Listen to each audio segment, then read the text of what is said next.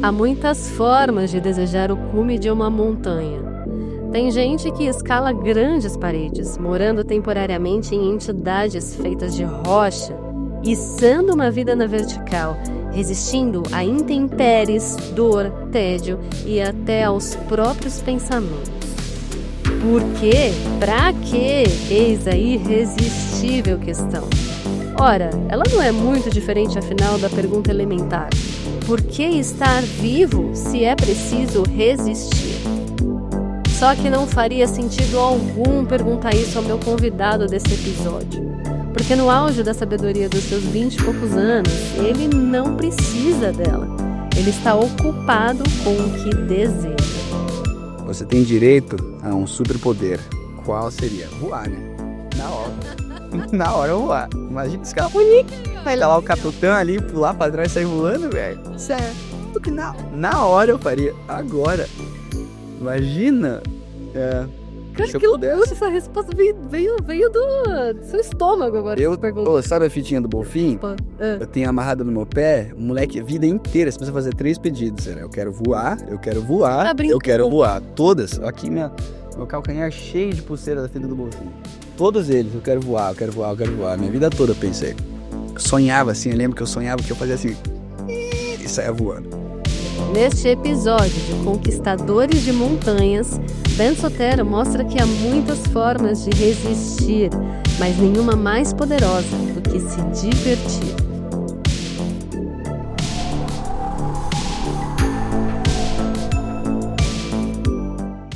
Foda, né? Tinha meio bactéria, assim, nunca tive, assim, um bagulho desse aqui. É, né? Você vai ter que se acostumar, com a fama, entendeu? Fusona assim. Ainda bem que você tá aqui comigo, pequenininho, entendeu? Tô bem, precisa arrumar alguma coisa aqui? Tá bom. Tá ótimo. Porra, tá bom. Até tomei banho ontem. Bom, tamo pronto, né? Estamos. Tá bom. Irado. Ô, Ben. Manda. Vou falar que eu tô muito feliz de você estar aqui, porque... Por você estar aqui, obviamente, mas só por isso. Mas também porque muita gente me perguntava, falava, pô, você só conversa com os veteranos, né? E aí essa água... Só os veteranos, né? Só as lendas. E assim, não é fácil fazer essa curadoria mesmo, né, do Conquistadores, porque a régua, ela ficou muito alta. Então, pô, veio Eliseu, Bareta, Rosita, Paulo Gil e outros, e aí caiu você, Né? por causa de uma conexão imprevisível feita pelo João Paulo Barbosa, que virou uma pessoa muito querida e outro ser de outro planeta que pousou aí já na cadeira que você tá. Mas eu tô desconfiada que você só veio aqui hoje porque o Nick ia estar também. É verdade? Não foi por isso, não. Ajudou, viu? Ajudou. Ajudou. Quando eu fiquei sabendo que o Nick vinha, eu falei, aí com certeza eu vou. Mas eu topo, né? Eu topo, ainda mais se o Paulo Gil foi. Aí eu apareço com qualquer coisa. O Paulo Gil foi, deu joia, aí é comigo mesmo. Aí eu posso ir. Paulo Gil é mentor, né? Da vida. Sim, eu quero falar disso com você. Isso. E eu tô falando pra quem tá assistindo, eu tô falando do Nick Martinez, que também tá aqui, vai estar daqui a pouquinho na sua cadeia, né? Isso. E aí, foi uma coincidência muito legal a gente ter aqui vocês dois aqui, 2 escaladores de elite nesse estúdio. E tem muitas coisas, acho, em comum entre vocês, né? Meio brasileiros, meio internacionais, apesar de você estar aí nesse look todo carioca, né? Super brasileiro. Você tem uma vida vivida nos Estados Unidos, apesar de ter só 22 anos, né? Já tá fora de casa há bastante tempo, passou algumas temporadas na Patagônia. Mas assim, bem, por mais que a gente dê a volta no planeta, eu acho que tem uma coisa que acompanha a gente a vida toda, que é a nossa origem, né? Que é o que faz a nossa essência. Então eu queria começar ouvindo você, sabendo de onde você vem, de que parte, de que sangue, onde é que você começa? Eu comecei em São Paulo, nasci aqui em São Paulo mesmo, lá no Einstein. E minha mãe é americana, minha mãe é gringona e meu pai é brasileiro. Minha família é lá de Tocantins, do Maranhão, e a família do meu pai, né, lá de Tocantins, do Maranhão, e a família da minha mãe é lá do norte dos Estados Unidos.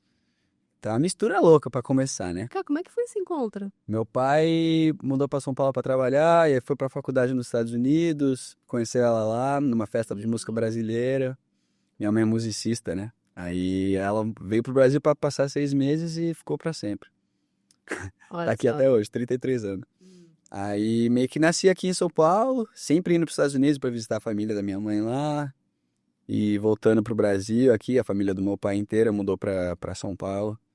E não inteira, mas a maioria, né? Aí meio que crescido em São Paulo, assim, capital mesmo, city boy. Assim, sou da cidade grande, né? Assim, mas sempre fui do outdoor, né? Pirei, assim. Meu pai sempre levava a gente pra escalar, pra fazer trilha, pra fazer essas coisas desde moleque, assim. Foi dele que veio essa primeira influência, foi dele. Exato. Aí tinha um quintalzão com as árvores gigantes, assim. E lá eu escalava, né? Foi por isso que eu fui no ginásio a primeira vez. Escalava Tomei que uma árvore? quedão. As árvores, eu pirava. Era o melhor moleque do colégio, assim. O melhor O melhor do colégio em escalar árvore. Era. Eu apostava com todo mundo, assim. Falava, não, deixa que eu vou.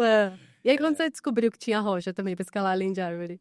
Nem eu via, né? Eu lembro, então, louco é que tipo, antes de eu começar a escalar, com uns 8 anos, 7 anos, eu falava, minha mãe falou que existia pessoas que são alpinistas e escrevem livros. O amigo dela dos Estados Unidos era um alpinista, John Krakauer, e ele é um autor de livro, brabo. Ele é amigo dela. Eles são conhecidos, assim, né? E aí quando ela falou pra mim que esse cara escalava montanhas e escrevia sobre as aventuras dele como uma profissão, eu falei que é isso que eu quero ser quando eu crescer. Aí ficou, né? Aí ficou na cabeça. E eu nem pensava que ia escalar montanha mesmo, né? Eu achei que ia escalar, sempre sonhei, assim, falar, vou subir umas montanhas um dia. Vi um vídeo do Cerro Torre, quando eu era bem moleque, do Davi Lama, que é um escalador lendário aí. Ele livrando o Cerro Torre. Eu tinha 11 anos, eu botei na cabeça assim, eu vou fazer essa via um dia.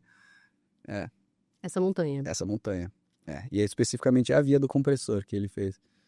Foi um sonho, assim, da vida, né? Tipo, né, a montanha mais louca na minha cabeça, assim, Mas assim, longe.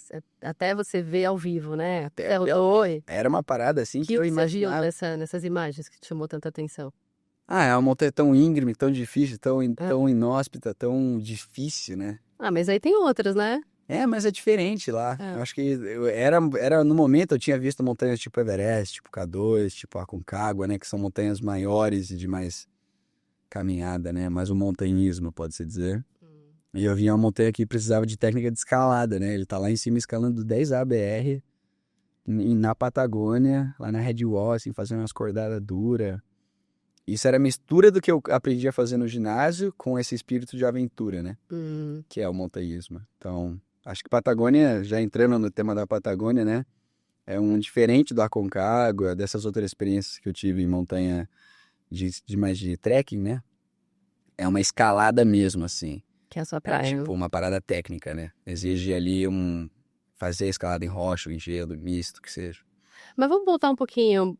Como que você foi parar em Boulder? Que você foi morar no Colorado? Isso, tá bom. Eu competia, né, de moleque. Eu era da competição.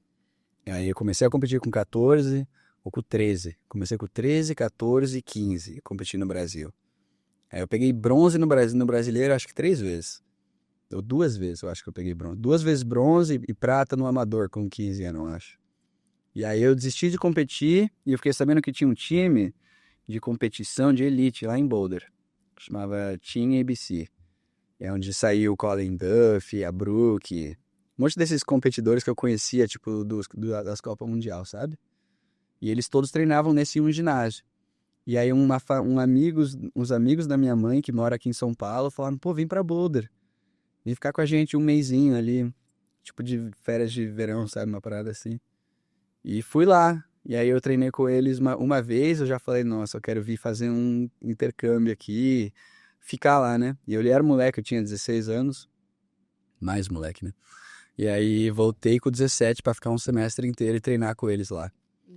Mas naquela época era mais, tipo, era meio intercâmbio de estudante, assim, sabe? De colegial, assim, não era muito focado na escalada. Mas eu ia escalar 5 dias na semana, né? 6 dias na semana. Todo dia no ginásio, na pedra, uma coisa assim. Aí pirei lá na cidadezinha, pirei em Boulder. Eu achei bem interessante. Quando a gente conversou antes, né, de você estar aqui no estúdio, porque você começou a escalar e você estava no meio ali da escalada competitiva mesmo, né? E da esportiva e tudo mais. E meio que você foi contra o que era o que você mesmo falou, que estava todo mundo fazendo, estava todo mundo ali treinando para competir. E você saiu, né, dessa... Você sentiu esse chamado de que sua lança era outra coisa? Foi meio que por acaso, né? Foi porque eu fui pra Boulder, eu acho. Eu pirava assim no outdoor, né? Eu já tinha escalado na pedra, aqui em São Paulo, lá em São Bento, fui escalar em Igatu uma vez.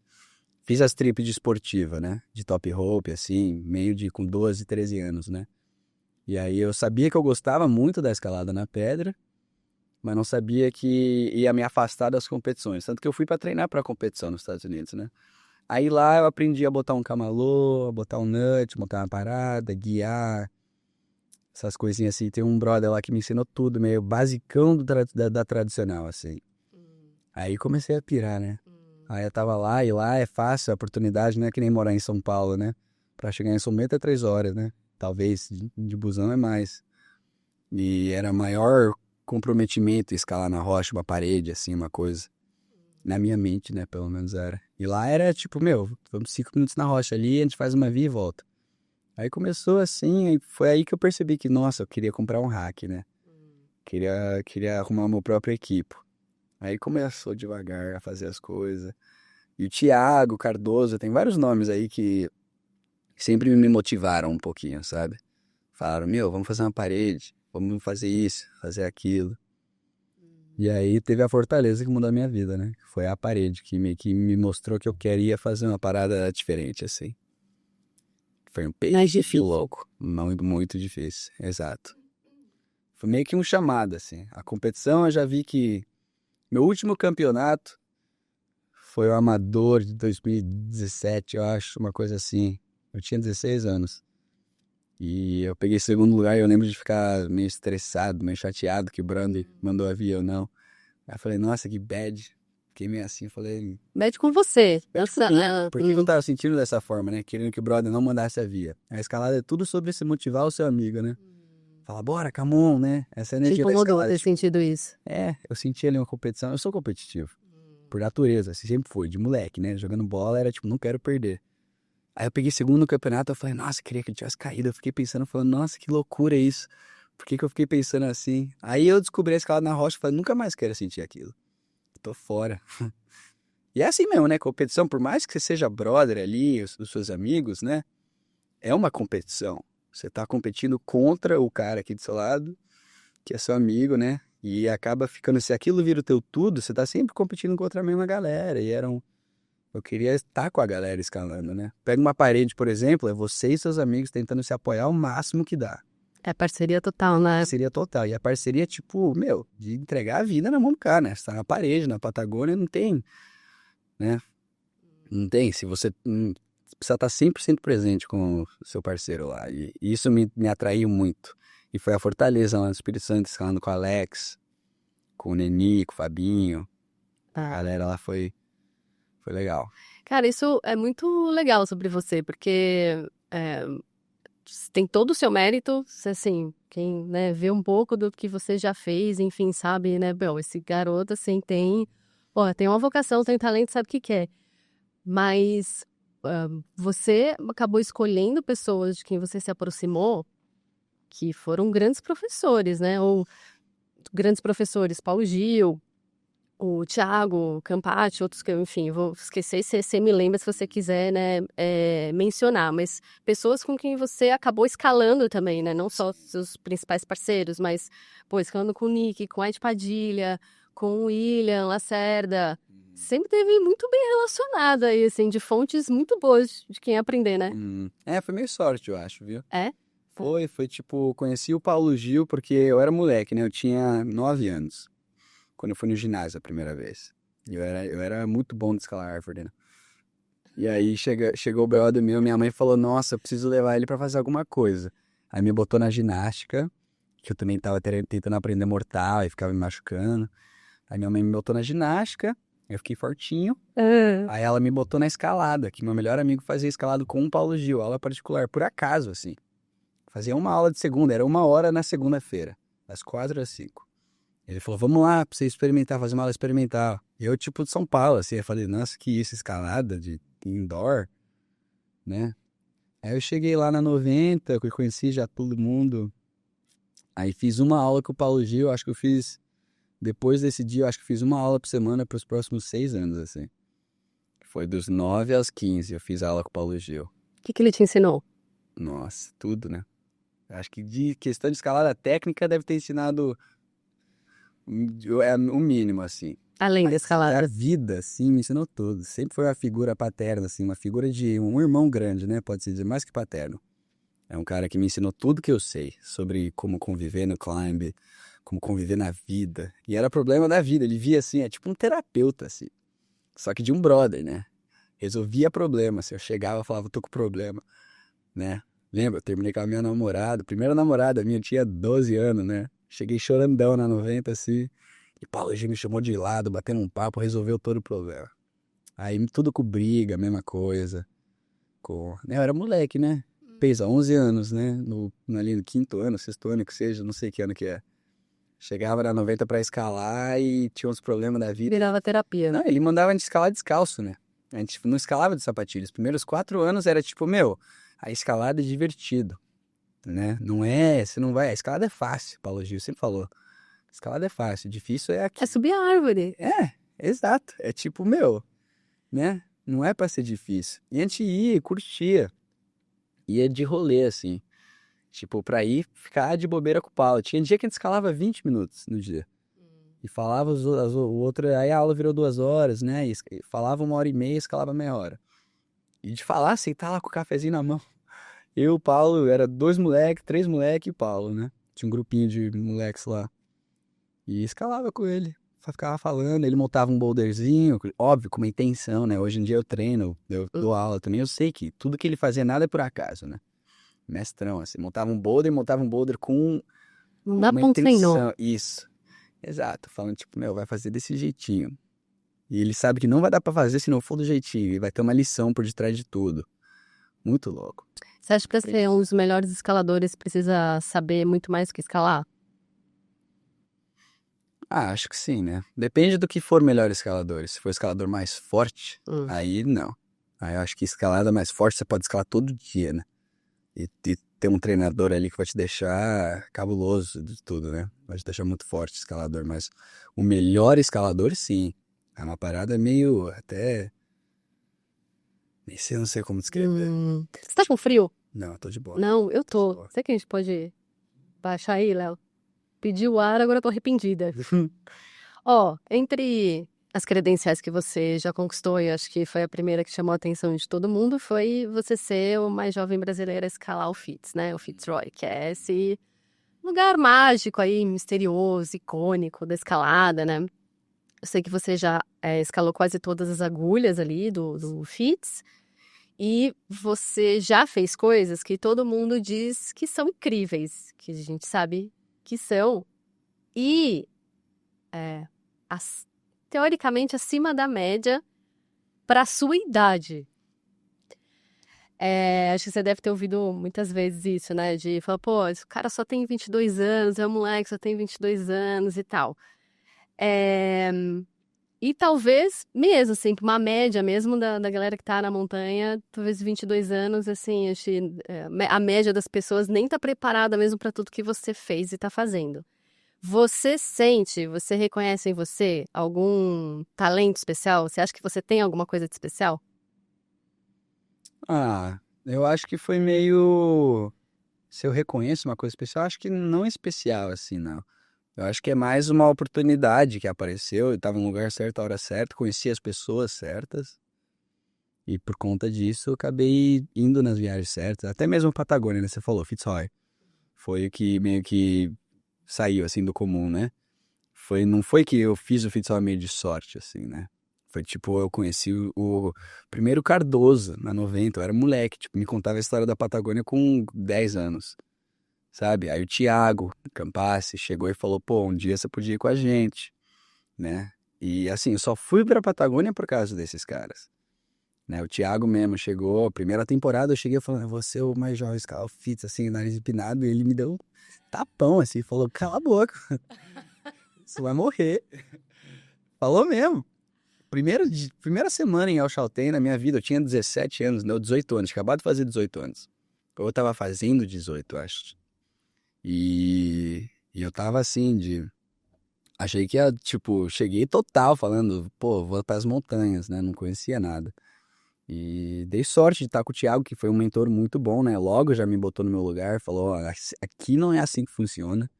Pode ser num boulder. No boulder você precisa chegar, você precisa estar ali, né? O ego infladão, assim, falar, eu vou fazer isso sim. Aí na montanha você aprende que não, né? A primeira temporada eu dei um pega no Fitz já com Formiga, com o Edu e o Rasta. Foi nós 4. E demos um pegão lá e tomamos um tapa na cara do Fitz, assim. O que foi o tapa na cara? Escalou a brecha e aí chegou e fechou o tempo total lá, antes da brecha, teve que rapelar. E foi assim, nunca foi subir o Fitz, assim, né? Foi uma parada que o Rasta falou, não, vamos lá, vamos escalar, né? E a gente começou a subir assim, escalando uma brecha. E eu lembro que todo mundo saiu de lá, nem pensou, não é que foi tipo, não conseguimos fazer o cume do Fitz. Foi tipo, ó, isso aqui já, só pra você entender, é isso aqui que vale a pena. A gente desceu vivo, descemos bem, passamos um aperto ali, tamo com os brothers, deu tudo certo, comemos toda a comida de um pad de 4 dias em um, tamo satisfeitos, descemos. E isso foi aí que eu entendi que, pô, né, isso vale mais a pena do que mandar uma montanha, é estar com os brothers ali, descer bem, ter uma experiência boa, não deu acidente, não deu nada, né. E cada vez mais você vê, né, que essas coisas acontecem, né. Na Patagônia até aí aconteceu com o Thiago, né, que é o meu mentorzão. Ele mesmo, que você me falou isso, ele caiu, tomou uma queda na via, na frente da gente. Estava na base da via ali. Chegando na base, ele já estava escalando na terceira acordada ou algo do tipo. Tá no começo da... Começo da via. É a via que eu tentei com o Nick, inclusive, no ano anterior. E aí, ele escorregou ali no verglass, né, que é a camadinha de gelo que forma na pedra invisível, assim. Escorregou e eu acho que a peça que ele tinha colocado de proteção também estava no verglass. Diz ele que estourou uns 2 camalô e ele caiu num platô no chão. Aí lacerou o pé assim, feio, abertão, assim, sangue pra caramba, costela machucou. Quem tava nessa acordada? E você e o Thiago? Não, então, tava eu e o meu parceiro gringo, a gente tava o Cris atrás, na base da via. E tinha acordada de 3 na parede, era o Thiago, a Gi e o Vini Todero. E os 3 estavam já começando a escalar a via, e a gente ia atrás, né? A gente ia fazer 2 acordadas escalando a via. E aí aconteceu, né? Do jeito que acontece, escorregou, fez um erro ali, baixou a guarda e caiu. E eu sei exatamente o lance que foi. Acordada, eu lembro bem. Chegando na parada, tinha um lance que precisava fazer, acordada longa, gigante acordada. Eu lembro bem exatamente onde que é, eu acho. Até a pisada assim de levantar pra clipar a parada. Eu acho que foi ali. Você viu ele cair? Não. Não. Eu escutei a gritaria. Ah. E aí, quando eu vi que tinha um cara no chão e 2 ajudando ele, eu já reconheci a mala, sabia que eram os brasileiros, né? A gente tava indo atrás deles pra encontrar eles. E lá Chaltén é difícil de ver as coisas, né? Mas apareceu por cima de um morro assim, aí eu saí correndo, deixei minha mão no chão, saí correndo. Na adrenalina, assim, pra ajudar ele, né? E foi a primeira vez que ele inverteu os papéis, assim, quase. Olhei o Thiagão no olho, assim, até se emocionou até. Foi tipo, ó, agora temos que sair daqui, que deu merda. Né? Tipo, treinamento, assim. Mas foi uma experiência louca ali, também mudou bastante. Mas o que vocês tiveram que fazer? Como foi essa saída dele da montanha? Foi mais calmo do que a gente pensou que ia ser, porque a gente deu sorte que foi no começo da janela, né? Então a gente tinha ali 1 dia e meio de clima bom, rico. E acabou que fechou para 1 dia e meio, né? Tinha 2 dias na previsão do clima, mas a gente encontrou ele e aí até chegar no acampamento foram 8 horas de resgate, que foi eu, o Cris, meu brother gringo, a Gi e o Vini, descendo ele, fixando corda, montando parada, descendo, rapelando com ele. E aí basicamente o meu amigo ficava lá em cima, desmontava as paradas, jogava corda, aí eu montava outra, fixava e descia com rasta aqui do ladinho, assim. E ele tipo saci pererê, né? Ainda bem que conseguia mover um pé, mas apoiadão assim, pulando, né? E a perna dele começava... Zero treinamento médico. Não, negócio bonito de ver, né, Ben? Exato, não é. Mas vamos sair do lado dele, velho. 30 horas ali do lado do brother, tipo, alucinando. Talvez umas 20 até chegar o resgate. E aí chegou o grupo de resgate, e aí até chegar no glaciar, foi mais umas 12 horas. Aí eu dormi no glaciar e ele saiu de helicóptero e fiquei lá com todas as tralhas dele, no glaciar molhadão. Aí foi maior pegue pra voltar pro acampamento alto, pegar todas as minhas coisas, descer tudo. Ainda fui pegar uma tempestade lá com os brasileiros. Foi uma loucura esse dia. O que você pensou nessas horas? Você tava com ele? Ele com... Nem pensei, né? Morrendo de Foi dor, assim. né? Imagina. Foi assim. Ah. Por isso que eu fiz essa parada do resgate, né? Eu peguei meu certificado. Você foi atrás de se formar, né? De me formar pra eu entender essas coisas, porque na hora do vamos ver lá, era natural. Ninguém queria olhar o pé do cara e eu tava lá, tipo, olhando. Nem pensei assim, né? Tipo, falei, pô, precisa fazer alguma coisa, tava estourando, sabe? Tipo, tem que cuidar do brother, vai morrer. É o meu mentor aqui. Se ninguém fizer nada, vai sangrar até a morte, né? É a realidade da montanha. Se não tivesse parado ali, agir, né? Logo no começo, pra botar o tênis dele, dar uma estancada, tipo, tem chance de morrer, né? A Patagônia não é um escalar em Peró, né? Não é escalar num pico assim, que tipo, pô, temos que chegar no carro, em 20 minutos estamos no hospital. Um resgate de luz. Cheguei depois da hora que deu o acidente, até a hora que eu cheguei na cidade com todas as coisas, foi 30 e poucas horas. E envolvido, sem parar, sem dormir, né? Sem comer.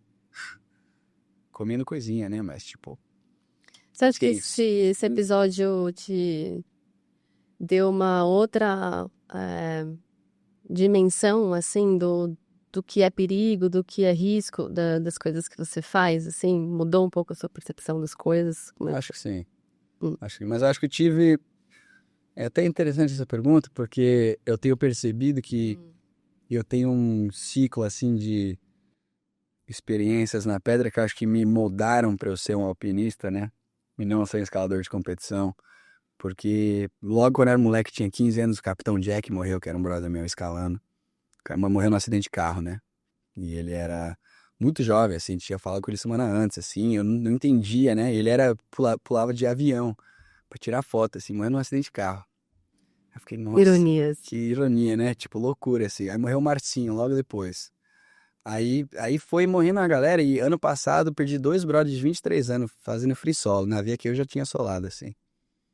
Né? E brother que eu vi no dia anterior, morreu no aniversário dele. Tipo, e aí essas coisas fui pesando e meio que molda, assim, uma perspectiva de risco que eu nunca tive, né? E é saber quando que vale a pena arriscar e quando que não vale a pena arriscar. É uma maturidade quase que eu acho que pra montanha precisa ter. Precisa ter. Ver os melhores alpinistas do mundo, todo mundo já perdeu pessoa próxima, né? E eu sou jovem, assim, né? E eu entendi, o Paulo Gil me falou. Ele falou, quem foi o filho da puta que me mostrou o que é escalada? Quem que me ensinou o que é isso? Porque agora você tá numa estrada de uma mão, você não consegue mais sair do mundo da escalada. Eu amo a escalada, né? Não tem mais nada que eu prefiro fazer na vida a não ser escalar. Mas vem com os pesos, que eu tenho 22 anos, perdi 2 dos meus melhores brothers lá nos Estados Unidos. Uma coisa que eu tenho influência, né? A gente motivando o cara pra ir fazer. E morre, né? O Capitão Jack morreu, o Marcinho morreu. E eu tenho 22 anos, perdi 5 amigos já, né? E eu falo assim com os brothers, lenda, né? Você vai falar com o Nick. Você vai escutar as paradas assim, que é tipo, pô, faz parte do rolê. Se perder a galera próxima assim. E eu acho que isso dá uma relação assim ao medo, ao risco. Até a morte, né? Muda a perspectiva assim.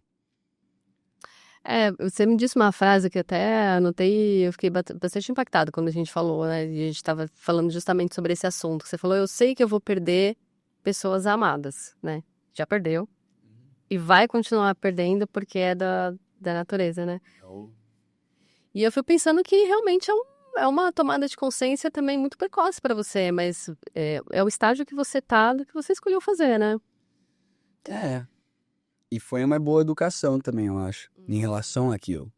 Né, o Rasta mesmo, a primeira vez que eu vi uma pessoa morta na montanha foi no FITS lá, o Mr. Bean, brasileiro lenda, que morreu lá no FITS aí, o Amaral. Eu fui lá deixar uma plaquinha com o Mr. Bean, a gente viu o bicho lá, eu falei, nossa, o cara tava com a mesma intenção que eu, era mais experiente que eu, era mais forte que eu, tinha mais tudo que eu, e mesmo assim morreu na montanha. Se eu tô aqui com 18 anos... Eu não sei quase nada em questão de sistema, de resgate, essas coisas. Tô total moleque lá. Como é que, né? Como é que deixa esse sentimento, tipo, putz, o cara tava aqui e morreu porque ele fez uma decisão errada, né? Fez uma coisa errada ali, talvez. Talvez não. Talvez deu azar, né? Mas é aquilo, tipo, realmente eu acho que tem um sentimento meio estranho, assim. É estranho de ver e aprender, né? No começo eu falei, nossa, até várias vezes falei, não é pra mim, não. Aí eu sei que é pra mim, então eu fico voltando, né? Eu gosto dos perrengues, gosto da montanha. Sou apaixonado. Se eu fosse escalar boulder o resto da vida, acho que eu ficava triste. Não conseguia. Não conseguia, assim. Mas mudou a sua tomada de decisão na escalada? Mudou de risco que você está disposto ou não a assumir? Isso. Mudou total. Mudou Você acha que assim. você ficou um pouco mais conservador, o quê? Eu fazia free solo toda hora, assim. Até ano passado, né? Até o Nick que devia me falar. O Nick chegava e falava, porra, você toma cuidado, velho, que o escorregão vai morrer nós aqui. Se liga. E eu gostava, fazia tipo rápido, assim, vai postar corrida com cronômetro, sabe? Quão rápido eu consigo solar essa via agora. Mas qual que era o barato disso pra você? É adrenalina, né? Você pega uma parede de 550 metros, escala em 20 minutos. Não dá pra fazer isso com corda. Não dá pra fazer isso com outra pessoa na parede. É você, o saquinho e você a sapa. É um sentimento muito liberador. Eu nunca fui muito do free solo. Já fiz as cordadas free solo. Mas aí aos poucos vai perdendo um, vai perdendo o outro. Eu acho que foi um brother ano passado, em junho, dia 27 de junho. Ele caiu na via que a gente tava com ele dia antes, falando sobre a via com ele, passando beta pro brother. Ele, no aniversário de 23 anos dele, tinha 22, e tava fazendo 23, ele caiu e morreu. E aí foi aquela coisa, né? A gente foi lá procurar o brother, foi traumatizante, assim, né? Pra qualquer um ficaria desse jeito. É. O Paulo Gil disse, né, tá aqui no episódio que a gente gravou, que vai pro ar, né, essa semana, que o que mais atrapalha na escalada é a morte, né? É melhor não morrer, né? Então, exato. E por isso que eu mudei o estilo, tô mais conservador por conta disso, né? É a minha mãe, o maior fator, a maior coisa do mundo que me faz me conservar é a minha mãe. Porque eu vi os meus brothers, eu falei com a mãe do meu brother quando ela tava com a esperança que ele tava vivo, eu já tinha visto ele morto. Tipo, não, velho, minha mãe não vale a pena. Não vou botar minha mãe por Minha mãe isso. não vai passar por isso. Não vai. Não vai. Pelo menos não por uma bobeira de fazer free solo. Se for pra morrer, que pelo menos se você tente de tudo pra não morrer, né? Enquanto a minha mãe tá viva. Depois que ela falecer, aí é outro papo. Mentira. Mas ela fala assim, não posso morrer antes que a minha mãe, não. Não, jamais. Não vale a pena. Não vale a pena. É. Uhum. Exato. E a coisinha, tipo, usar capacete, né? Usar uma corda. Tanto diferença que faz de você pelo menos estar encordado e tá preso à montanha de alguma forma, né? Pode escalar. Existem técnicas de escala de corda que são rápidas, né? A grande coisa do free solo e do estilo mais arriscado é isso, que você vai rápido, né? Você escala num estilo livre que é impossível de você escalar daquele jeito de corda e com parceiro, né? Você e a montanha, mais nada, né? E eu acho lindo isso. Mas aí vai fazer trekking, né? Você não precisa fazer um free solo. E a gente também tem o que é a realização imediata, né? De você também ter um ganho de maturidade, de pensar o que são meus ganhos imediatos, será que vale a pena eu fazer isso por um ganho imediato e efêmero, que vai me dar um prazer agora, mas é isso, não tem mais nada além disso? Ou eu persegui um sonho que é maior, né? Ou escalar o Cerro Torre. Exato. É tipo, será que vale agora, né? Ou vale a pena investir numa parada e fazer certo, né? Treinar pra uma montanha tipo Torre, né? E fazer certo, fazer de uma forma madura ali, experiente, né? E o FITS só rolou por conta disso também. Mesma coisa, foi tipo, cheguei achando que ia fazer o FITS. Né? É difícil, como um escalador de 10 esportiva, você vê, você olha assim, você fala, pô, eu consigo fazer. Qual que é a parte que vai me impedir de fazer? E você não sabe, né? Não dá pra ver assim. E, tecnicamente, o gelo é fácil, a aproximação é fácil, a caminhada, a escalada é fácil, porque é um grau fácil. Número de cordada, tipo, pô, se eu treinar o suficiente e resista, dá pra fazer. Então, o que é difícil, né, de escalar uma montanha daquela? Por que o Torre é tão difícil? Todas as cordadas, teoricamente, se botasse no chão, fazia. Então, o que é tão difícil? Porque é uma montanha e não é uma via pequena, né? É tipo, tem fatores e fatores e fatores e é um comprometimento gigante, né? Dá pra se jogar lá de cara. Mas aí você tem a chance de morrer bizarra, assim, eu acho, na minha opinião. Né? Se eu fosse de moleque, primeira temporada, e no feed sem o Rasta, assim, o Thiago, nossa, chance pra dar merda assim, né? Então precisa eu acho que eu tenho sou muito agradecido pelos mentores que eu tive, né? O Rômulo Bertuzzi, Paulo Gil, Toda a galera, o Thiago, o Edu, essa galera, o Formiga, Nick, todas essas lendas, né? Que são realmente pessoas que passaram por experiência, estão escalando há muitos, muitos anos, né? Fazendo isso que eu tô aprendendo a fazer agora, estão fazendo há tanto tempo, graças a boa pessoa deles me abrangeram. Eles falaram, não, vem comigo, você não tem que passar os perrengues que eu passei e aprender. Né? Lá em Yosemite, na Califórnia, foi isso. Eu cheguei assim, perdidão no vale, olhando ao capitão assim, né? Aí chega o Nick, chega a galera pra dar vibe. E tipo, dá os toques mesmo, não é que toma conta, né? Mas fala, pô, é assim que faz. Eu passei vários anos passando esse perrengue, faz dessa forma que eu descobri. Olha lá, aquele boulderzinho top pra você dormir embaixo ali. Passando os beta, assim, passando a vibe pros brothers, sabe? E é graças a essas pessoas que eu escalei o que eu escalei, né? Não sou eu, né? Não é, o Thiago escalou o Fitz comigo, né? Ele nem tava lá. Pensa dessa forma, né? O Nick escalou o Fitz comigo, ele não tava lá. Eu tava com o Ed e com o Will, com outra galera. Você acha que tá com eles, com essa galera toda que você falou, determinou o que você conseguiu fazer mesmo nesses anos? Com certeza. Não conseguiria ter feito o Fitz, mesmo... Eu tava na Patagônia com um gringo e com 2 brasileiros que eu nunca tinha escalado junto, que era o Ed e o Will. Nem conhecia, assim, tinha escalado vias deles, né, no Brasil e tal, mas nem conhecia. Sou brother do filho do Ed, né, do Ianzi. E, tipo, não conhecia, mas se não fosse o Paulo Gil, o Rômulo, o Thiago, o Edu, o Formiga, o Nick, eu não conseguiria ter feito o Fitz. De cada um eu pego um pouquinho ali e a galera ajuda, né? Não é que pega, tipo, me dá um pouquinho, fala, não, faz assim, leque, opa, o Edu já me salvou minha vida uma vez, lá na Patagônia, foi a vez mais próxima de morrer, foi de molecagem minha. O que aconteceu? Eu tirei minha solteira, assim, fiz um rapel, e eu tava 2 rapéis do chão, a gente tinha feito, tipo, mais de 10 rapéis, 15 rapéis, não sei, a gente tava no chão quase. E eu na parada, o Rasta já tinha descido, e tava eu e Edu aqui numa parada meio ruim, a gente não queria pesar muito a parada, porque era tudo meio podre, assim. E eu meio que no slab, assim, em pezinho. E eu fui clipar minha solteira e alguma coisa aconteceu. E eu não clipei, eu larguei, assim. E eu fiquei com a mão na parada, em pé, assim. Aí tem uma hora que eu soltei, assim, eu fui inclinar pra trás, achando que eu tava clipado. O Edu me pegou, assim, me jogou pra dentro e falou assim, ô, você tá preso em alguma coisa agora? Eu ia cair pro chão. Vacilo, tudo bem. E ele me viu, assim, me pegou minha mochila e jogou pra dentro e falou, ô, você tá clipado? E eu, nossa. Aí eu clipei, assim, até comecei a tremer, lembro. Que lição, hein? É, foi isso de molecada, tava cansado, né? Sim, sim. Acontece, mas, tipo, podia ter morrido ali, né? E a galera que dá esses toquezinhos, nunca mais, né? Sempre olha agora e fala, não vai dar dessa, né? Não dá pra ser de molecagem, assim. Então... Deixa eu mudar um pouco o assunto. Você, com essa projeção toda que você ganhou, você também virou atleta da Black Diamond, enfim, né? Você já teve umas conquistas aí de notoriedade mesmo, né? Você já sabe o que você quer com essa projeção? Porque assim, eu tava falando, né? Eu escalo porque eu escalo, sabe? E acho que quando você entra nessa parada também de ser um atleta, ter uma marca por trás, enfim. Isso a gente vê em algumas pessoas, né? Que a gente precisa nomear. Tava conversando com o Nick sobre isso também, assim. Sabe essa coisa meio que do cume a qualquer custo? Da conquista a qualquer custo, né? Sim. E você falou, pô, não fui lá pra fazer um cume, eu fui lá pra escalar com meus amigos. Bom, o que você quer com essa projeção que você só começou a ter? A que ela serve? Você tem já uma ideia disso? Não, pior que não. Uma ideia sólida assim, não.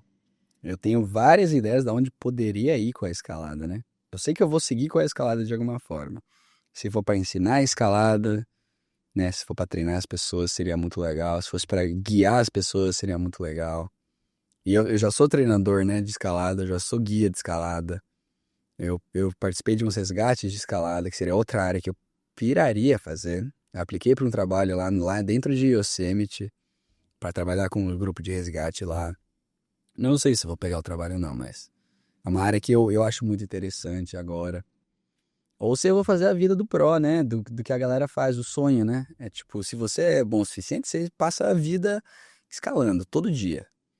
Todo dia, tudo é escalada, né? Tipo, você tem um trabalho ali de lado para conseguir pagar uma coisinha, e o resto inteiro é treinamento, é viagem, é programação.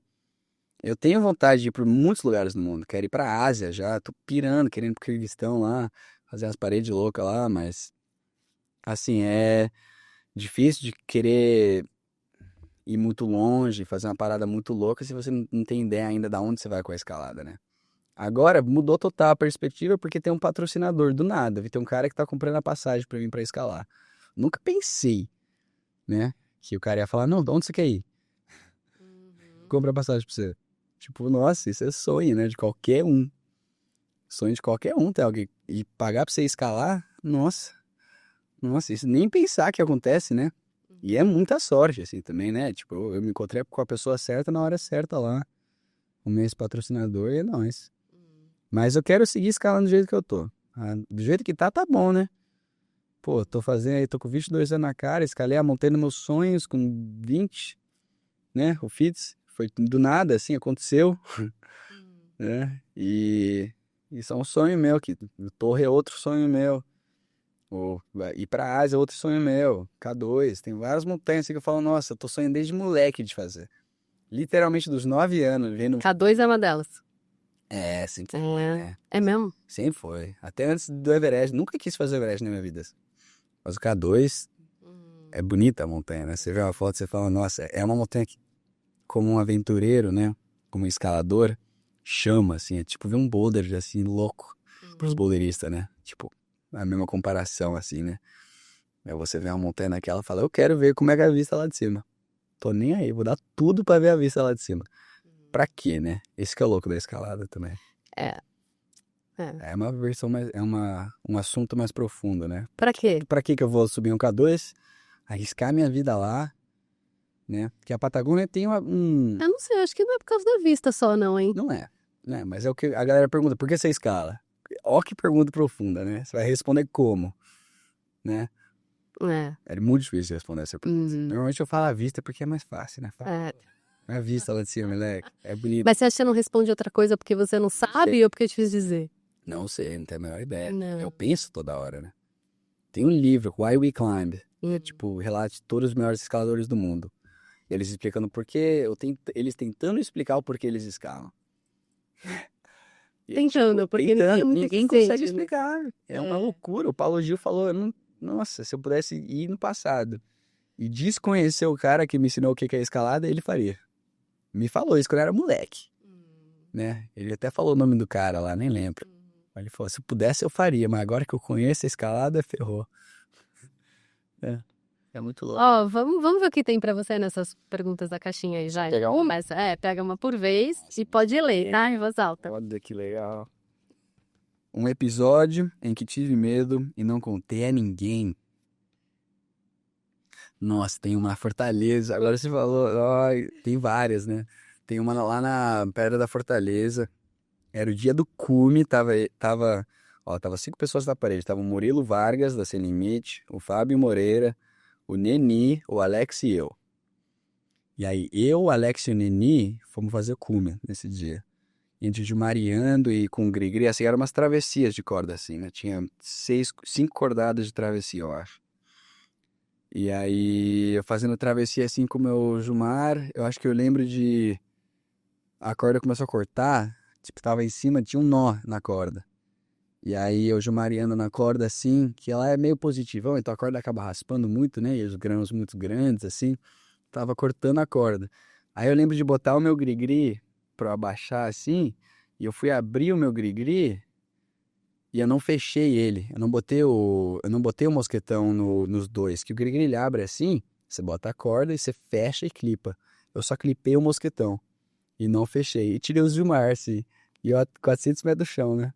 E o Grigri, tipo, eu pesando o negócio assim, a corda entrando dentro do Grigri, eu olhei assim, eu peguei a corda, eu falei, nossa! Porque eu tava drenado por causa do corte na corda lá em cima. E acabei metendo de novo, passei o nó, né? Era só passar o nó. Era fácil, tirar um Jumar, botar em cima, botar outro. Mas esse foi também outra hora que eu falei... Você não contou pra ninguém? Não. Você guarda? É longe de moleque, vai falar? É todo mundo me zoar se eu falar, né? Agora eu falei na frente das câmeras, eu vou, né? Mas foi essa, é outra lição. Eu não sabia fixar uma corda, não sabia nada quando eu fiz essa parede. Tanto que eu cheguei na base e assim, é um assunto até um pouco... E o Paulo não te ouça também, né? Então, não, e pode ouvir. Essa parte do episódio aqui. Porque essa foi a parede que mudou a minha vida. Eu tinha 17 anos, eu não sabia nada. Eu não sabia guiar uma acordada direito. Ó o Nick dando risada. E a galera, e o brother meu, Alex, falou, moleque, você aprende lá na hora. Vai ver como é que é, 905 metros a parede, olha, né? Então, de parabéns vocês. Viu? E os caras gritando, eu grito, como é que fixa a corda, Nene? E os brothers tentando gritar pra mim lá assim, dá uma borboleta, eu não sei dar uma borboleta, velho. Muito louco mesmo. Aí, assim, de molecagem, né? Esse foi um rolê que eu falei, eu dei sorte que eu não morri. Foi o rolê da minha vida. Eu subi de shortinho, Xuxa, assim, de noite escalando, parecendo que ia estar no calor do Espírito Santo que nem tava de dia. Sem camisa, shortinho, sem nada. Subi, tipo, 8 horas da noite. Quantos anos você tinha? Perdi. Tinha acabado de fazer 17. 17, tá. E aí, subi assim peladão, tipo, achando que era boulder, né? Competição, assim, fazendo força, tanquinho e tal. Cheguei lá, escureceu, começou a dar vento, deu problema atrás. Fiquei 6 horas sentado no platô sem camisa, assim. Tive um pesadelo no platô lá, acordado, número 4. Eu lembro exatamente onde foi. Porque eu não conseguia sentar direito, porque a minha solteira não alcançava. E eu, moleque, assim, não sabia o que fazer. Tive um pesadelo bizarro, assim. Primeira noite na parede. O que você sonhou? Não lembro. Lembro de ser, tipo, de eu acordar, assim, quase chorando, assim. Falar, nossa, preciso descer daqui. E acabei passando mais uns 5 dias na parede, né? Eu acho que também por isso, se a sua primeira experiência na montanha é uma experiência tão intensa, depois disso é tipo... Pô, toda vez agora eu tenho uma jaqueta. Eu nunca mais esqueci uma jaqueta na minha vida, né? Talvez não, mas tipo, sempre, né, penso naquela ocasião lá. De esquecer uma coisinha. E depois que fazer uma vez dessa, nunca mais faz errado, né? Nunca esqueci a dar uma borboleta depois da fortaleza. Né? É legal. Mas assim, nas prosas, tenta fazer isso no chão, por favor. Mas hoje em dia é outra coisa, né? Tipo, o basicão da escalada de parede eu sei fazer tudo, né? Naquela época era tipo, eu sei botar a corda na costura, assim. Sabe? Eu sei usar o gri-gri ali. Tipo, não sabia nada. Bom, vamos parar essa conversa que sua mãe tem um treco assistindo esse episódio aí. Vai, pega outra. Tá bom, vamos lá. Perguntinha. Essa aqui é que eu já fiz, né? Já. Maior prova de amizade que alguém já me deu. Nossa. Essa é complicada, hein? No mundo da escalada, né? Não? Tanto que você quiser. Na que eu quiser. Maior prova de amizade. Deixa eu até ler aqui. De novo. Lê de novo. A maior prova de amizade que alguém já me deu...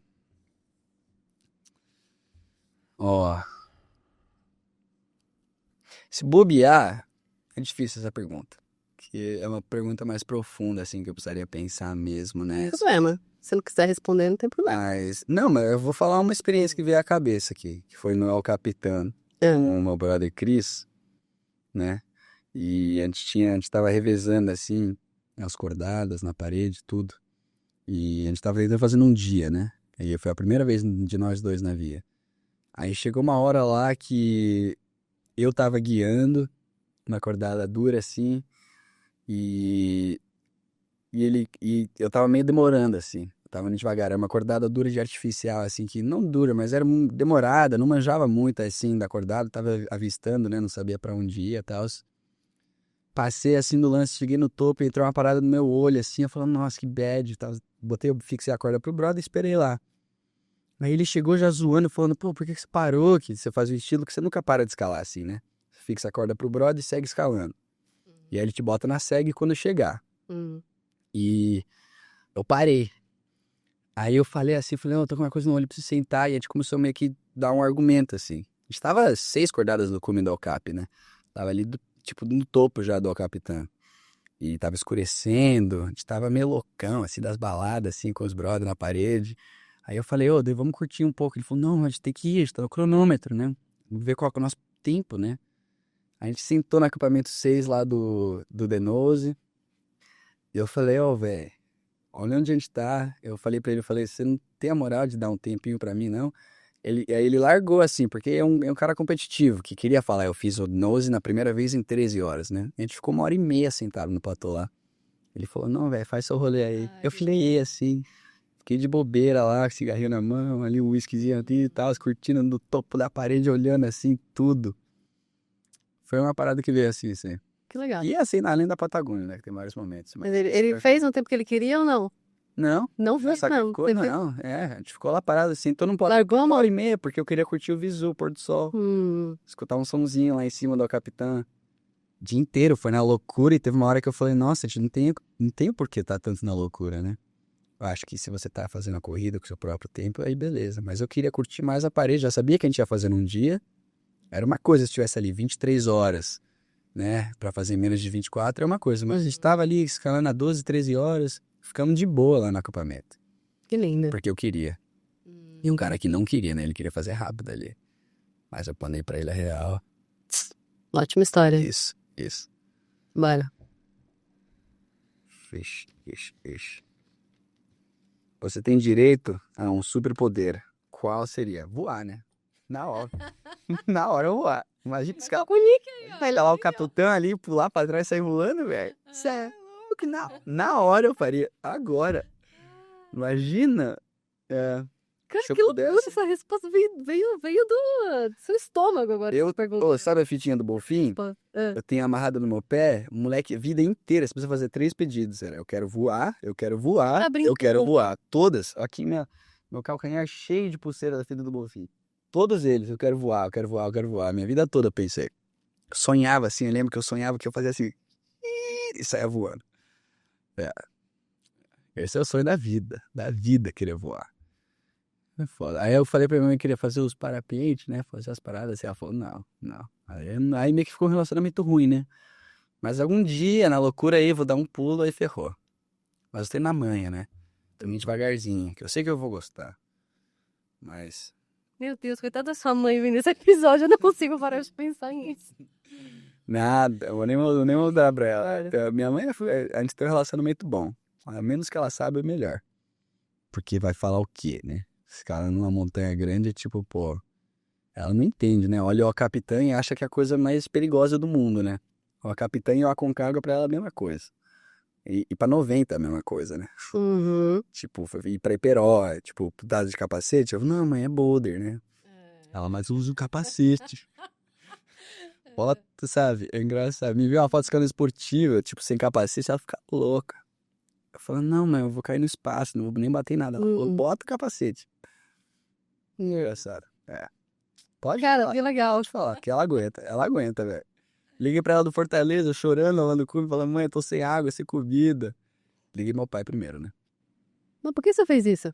Porque eu achei que ia morrer lá, velho, no cume da Fortaleza, ela passa no perrengue, até chorando no cume. Foi aí que eu percebi o quanto que eu amava minha mãe, velho. Foi quando eu tava, primeira vez na minha vida, numa perrengue de verdade.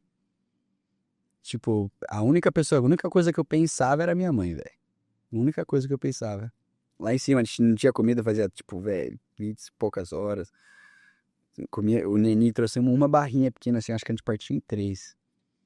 Tava sem água, o Alequinho lambendo meu capacete, porque o orvalho formava as gotinhas no meu capacete. A gente parava na parada, assim, tinha a folhinha um pouco úmida, assim, a gente lambia, assim, que eu tava com uma sede. Não bebia água há mais de 20 horas, esquecendo água, esquecendo comida, molecagem, assim. Aí eu liguei pra minha mãe e falei, vai adiante. É nóis, falando assim. Ela falou, sai logo dessa pedra desgraçada e vir pra casa. Vai tomar chinelada, vai tomar um cinto na bunda, moleque. Como que ela chama? Maia. Isso, ela é forte, viu? Porque, nossa, um monte de vezes que eu já dei de moleque, assim. E, né, é foda, né? Quando você tem um lifestyle assim, não tem muito o que fazer. Eu ia escalar a pedra, né? De uma forma ou outra, eu ia subir lá. E subi, dei sorte, né? Eu dei muita sorte. E graças a Deus, assim, eu tive uma perspectiva que foi melhorando, né? Os mentores me ensinando como tomar mais cuidado. E os mentores me ensinando como ser mais... responsável, né? E eu tô aqui tentando não perder meu passaporte, né? Basicão, assim, não posso perder a chave de casa, né? Enquanto isso, tem que pensar nas outras coisas que todo mundo tá fazendo e tal. Voar. Eu voaria fácil. Pega outra? Vai, vamos terminar. Vamos. Uma pessoa que mudou a minha vida. Nossa, hein? uma pessoa que mudou a minha vida, assim, em geral, tipo, uma pessoa que mudou... O que você quiser falar. Eu acho que o Thiago, viu? O Rasta. É. É um cara só porque eu conheço ele desde moleque, da época que eu era da competição. Então ele me viu com 9 anos, né? Conheci ele com 9. Quando eu nem sabia o que era escalada, assim, né? Eu era escalador de árvore, né? E aí conheci ele ali e tal. Aí fui pra Patagônia a primeira vez com ele. Tive lá um monte de experiência com ele. Meio que começou com uma mentoria assim, tipo, vem comigo que eu te mostro. Aí virou uma parceria meio de brother. Aí virou tipo, meu, é nóis, tamo junto. E aí virou uma parada de tipo, meu, tem 3 caras no mundo, 4 caras no mundo que escalariam umas montanhas junto. E o Thiago é um deles. Sabe? Tem literalmente, eu tenho uns 4 caras que escalariam as montanhas difíceis na minha vida. Então aí, né? Um deles é o Nick. Sabe? Tem literalmente 4 nomes. E aí foi daquilo. Aí do nada daquele acidente lá eu vi que mudou assim uma chavinha minha. Eu falei, pô, beleza, agora tá na minha hora. Que se fosse ao contrário, eu sei que ele faria tudo que eu fiz e mais. Muito melhor. Tudo que eu fiz ali no resgate, ele faria melhor. Né? Então meio que mudou. Aí foi a primeira vez que eu falei, tá bom, agora eu preciso ajudar o meu mestre. Né? E não ao contrário. Escalei tudo com ele lá, né? Na Patagônia, tudo. Então, acho que é uma mentoria, uma figura pra mim, assim, sabe? De brother mesmo, de irmão, assim, hoje em dia. Começou como, tipo, nossa, ele sabe tudo. Me leva, né? Por favor, me ensine. E agora é tipo, meu, é nóis. Aperto de irmão mesmo, assim, de... Nem é difícil explicar. A parceria da montanha é difícil explicar. Você não precisa... E a gente consegue escalar uma parede sem falar uma palavra. Gigante, pode ser 40 acordadas a parede. Já sabe o que o outro brother tá fazendo, sabe quando ele tá passando perrengue, sabe quando você tem que mudar uma parada que já tava pré-escrito, eu vou guiar essa acordada. Chega lá, já sabe, putz, ele tá mal, ele não vai guiar, eu vou guiar agora. E depois ele vai me ajudar quando eu estiver mal. Sabe que no primeiro episódio de Conquistadores eu falei sobre isso com o Eliseu, né? Porque a parceria da escalada, ela é um relacionamento diferente, né? Não é um casamento, não é uma amizade... É outra coisa, né? É outra coisa. É emocional. É. Né? É uma parada, tipo, emotiva, assim. Eu com meus... de novo, eu falei, eu tenho 5 caras que eu escalaria as montanhas dos meus sonhos juntos. E esses 5 é tipo, meu, eu confio com a minha vida de olhos fechados, assim. Sabe? É uma galera que eu falo, beleza, eu já vi essa galera num aperto lá e eu vi essa galera na paz. Eu sei que eu conheço a pessoa, né? Uma pessoa diferente no chão do que ela é na parede, né? Isso é uma parada que eu aprendi cedo já. Aprendi da forma tipo, nossa, beleza. Só porque o cara é forte, só porque o cara é um bom alpinista, não quer dizer que eu vou escalar com ele, né? Pode chegar uns caras aí que, pô, assim, óbvio tem exceção, né? Mas pode chegar uma galera sinistrona e falar, vamos lá fazer o torre. Não vou. Mesmo que eu tenha uma chance muito mais alta de escalar uma parada dessa com você, eu não te conheço. Eu conheço você no chão. Mas na hora do vamos ver lá, será que ele vai estar lá pra mim? Na hora do vamos ver mesmo, né? De que eu tô lá com a perna quebrada e ele tá arriscando a vida dele pra te salvar, será? Tem essa galera, esses 5 aí, eu sei que arriscaria, né? Talvez não morreria por você, né? Numa questão daquela de montanha, porque aí tem uma questão também meio ética, assim, né? Mas, assim, na montanha, tem alguém que eu sei que daria tudo pra me tirar dali, tem a galerinha ali que eu confio, sabe? Não tem muitos, mas tem alguns. Tem os brothers, assim. Cara, conta aí pra gente, enfim, infelizmente terminando, o que você tá fazendo no Brasil? Então, temos projeto louco aí. Tem essa fortaleza que eu falei pra você de 17 anos lá, moleque total. Estamos voltando pra lá quinta-feira, semana que vem. Essa semana. Tô indo quinta-feira agora. A gente tá indo lá tentar repetir a via, mas livrar ela, né? Que seria encadenar. Então, Explica pra quem não é da escalada. Eu peguei até a parede lá de 925 metros, 22 cordadas, uma coisa assim. Eu escalei até o topo e desci. Mas eu escalei até o topo no estilo, me puxando nos equipamentos que estavam presos, tem uns ganchinhos que bota assim, tem uns buraquinhos na via, quase a via toda assim, micro, 2 milímetros assim. E eu fui subindo nesses assim, nas partes difíceis, porque era mais fácil do que tentar fazer com o pé e a mão. Mostrando a corda só de segurança, né? Essa vez eu quero ir voltar e escalar a parede só com meus pés e as mãos, e usar a corda só de segurança. Que ninguém nunca fez. Que ninguém nunca fez, exato. É uma via que, até onde eu saiba, só os conquistadores da via, né? O Ed, o Will, o Val e o Tommy.